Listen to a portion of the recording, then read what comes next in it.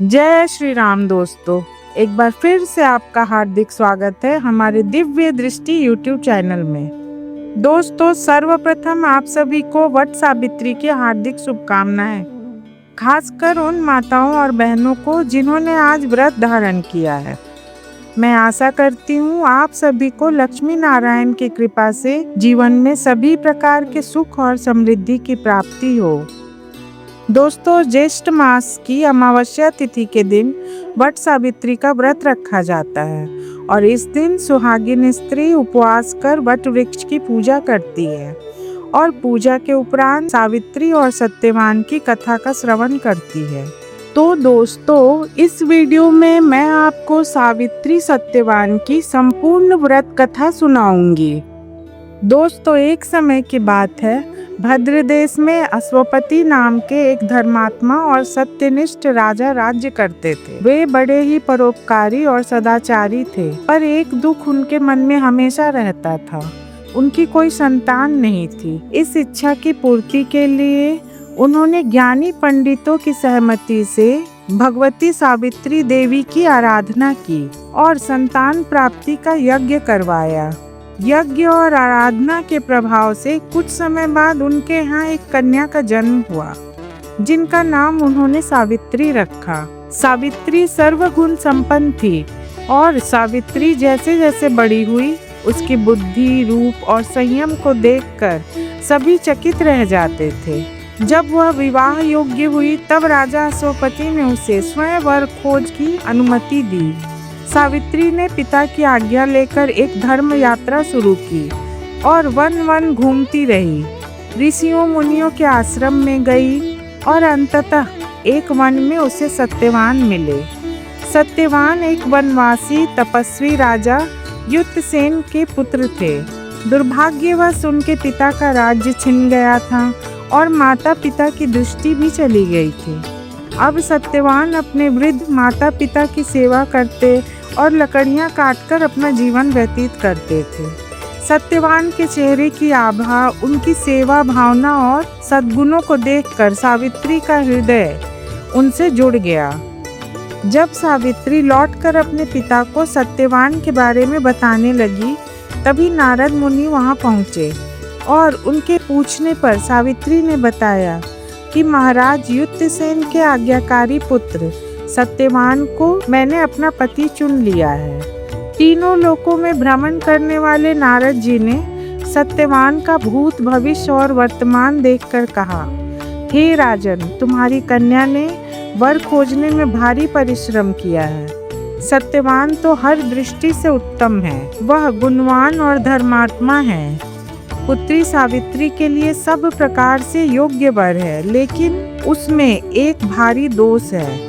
वह अल्पायु है और 1 वर्ष के भीतर ही उसकी मृत्यु निश्चित है। राजा अश्वपति ने जब यह सुना तो वह चिंतित हो गए।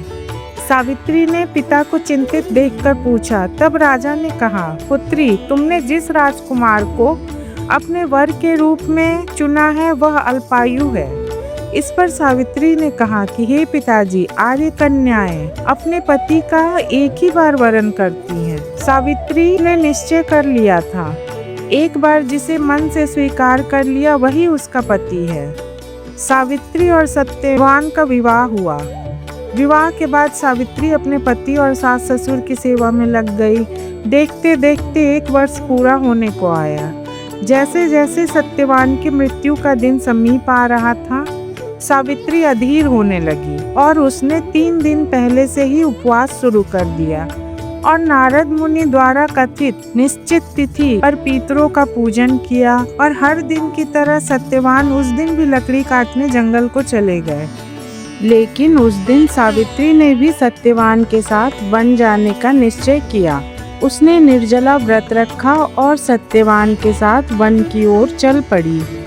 सत्यवान जैसे ही लकड़ी काटने पेड़ पर चढ़े, उनके सिर में असहनीय पीड़ा हुई। वह पेड़ से नीचे उतर आए और सावित्री की गोद में सिर रखकर वहीं मूर्छित हो गए। तभी वहां धर्मराज यमराज जी प्रकट हुए और सत्यवान की आत्मा को ले जाने लगे। सावित्री यमराज जी के पीछे पीछे चलने लगी। यमराज बोले, हे देवी, यहाँ से आगे कोई मनुष्य नहीं जा सकता। तुम अपने पति का अंतिम संस्कार करो और लौट जाओ। सावित्री ने नम्रता से उत्तर दिया, हे यमदेव, जहाँ तक मेरे पति जाएंगे वहाँ तक मुझे भी साथ जाना चाहिए। यही एक पतिव्रता नारी का धर्म है। यह सुनकर यमराज प्रसन्न हुए और सावित्री को एक वर मांगने को बोला। सावित्री ने कहा कि मेरे सास ससुर की आंखों की रोशनी लौट आए।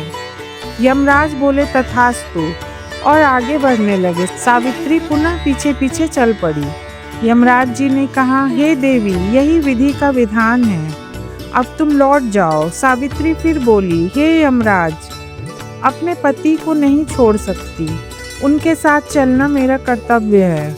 यमराज एक बार फिर अत्यंत प्रसन्न हुए और सावित्री को एक और वर मांगने को कहा। सावित्री बोली, मेरे ससुर को उनका खोया हुआ राज्य वापस प्राप्त हो जाए। यमराज फिर से एक बार बोले, तथास्तु, और आगे बढ़ने लगे। सावित्री फिर साथ साथ चलती रही।